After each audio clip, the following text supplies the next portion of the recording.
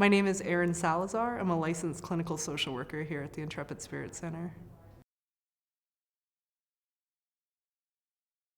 So my role is not actually social work so much here. I'm a behavioral health clinician, and so I function a lot like a psychologist would, providing behavioral health or mental health care.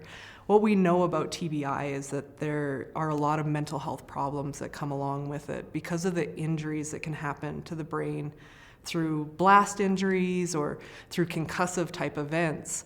They can cause certain parts of the brain to either slow down or not function the way they're supposed to. So what we see a lot of is anxiety, a lot of anger, and being more quick-tempered than they used to be before.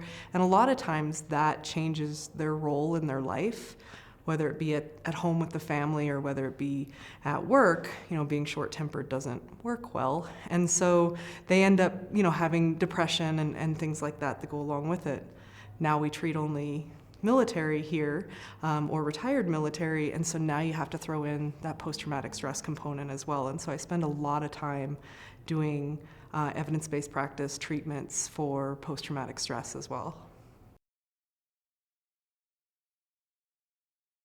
So the post-traumatic stress component, as it relates to TBI, really the symptoms almost mirror each other, and that's what we find a lot of, right? So you think post-traumatic stress, you think someone gets angry a lot or has flashbacks and things like that.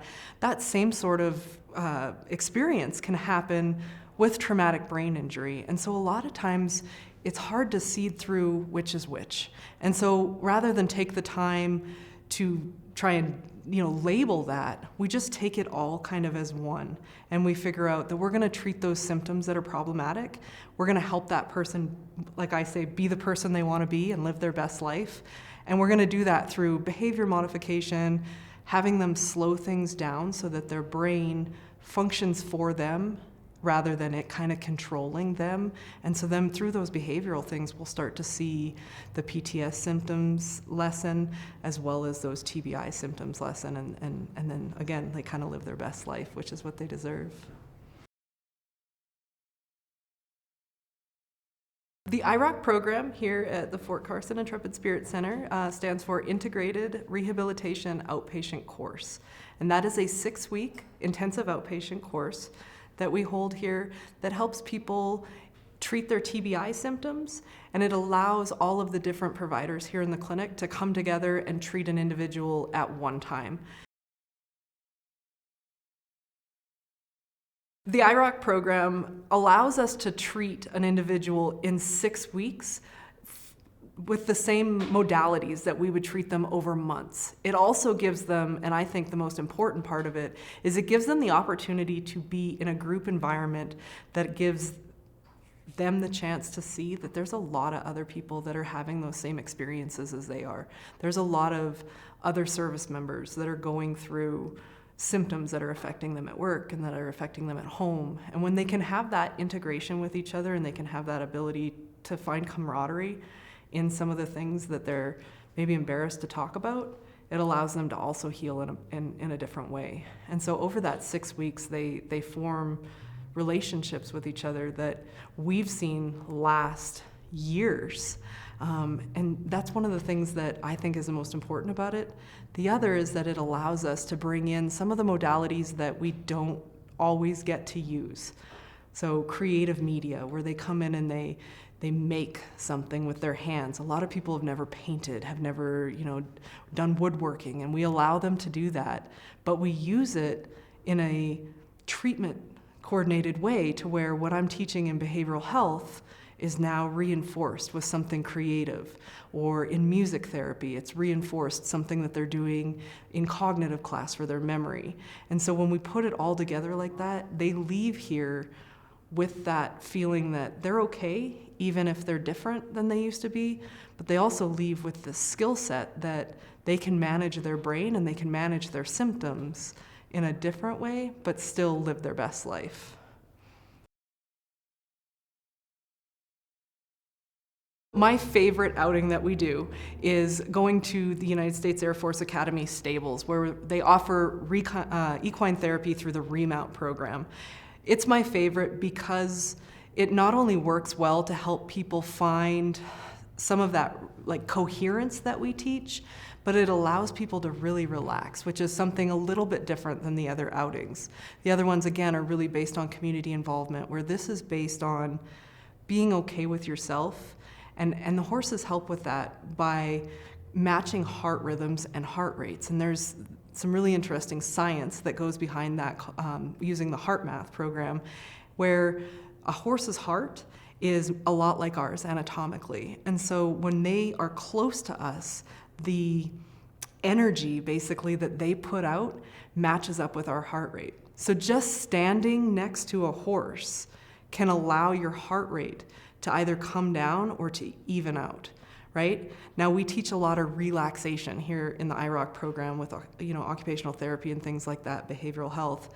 But the exciting part about being with the horses is that energy gets matched whether they want to or not. So you see people that are just high strung and maybe in their PTSD symptoms and in their TBI symptoms, and then all of a sudden they're standing next to this big horse and maybe a little bit scared because they've never been around a horse before, but they feel this calmness and this positivity. And when you can have somebody experience that without knowing where it comes from and see what that feels like, they want it, right? They want more of it. And so they can do that through the programming that they have there, or they can do it through more care where they can find that coherence on their own even without that horse right there. So it's exciting. I'm a veteran, so I get a lot from it too when I stand next to a pony. I mean, it just brings out the best in me. And I've just seen it just change these, hardened men and women, or they feel hardened. It just changes their whole demeanor when they're out there and they have such a good experience. So a couple of IROCs ago, a couple of our 6-week programs ago, we had an individual that came in who had 7 combat tours, a Green Beret, so he had seen a lot of combat, and had come into the program really shy and hesitant about my portion of the program, which is not uncommon, right? I mean, nobody wants to talk to the shrink, right? And so he comes into the program and he's kind of, staying away from me as much as he can. And he ends up finding some commonality with me, and we end up kind of making nice in a couple of groups, and he starts opening up a little bit. And he starts opening up about some of the stuff that's going on at home, and how his wife is going to leave him, and how his children are a little bit fearful because he is prone to anger, and he's telling me how they're probably going to leave while he's in this program. And so we start to sit down and we start to work through some of the things that he's experiencing, and he starts sharing in group. Mind you, everyone else started sharing 2 weeks ago in group. We're 2 weeks in and this guy said 4 words in group, and I have them for hours every week. And he finally opens up about week 2. I didn't hardly even know what his voice sounded like. And so he starts opening up, and the best thing that could have happened. Everybody in group, everybody around him started sharing the same story, started sharing the same experiences, the same, family stuff.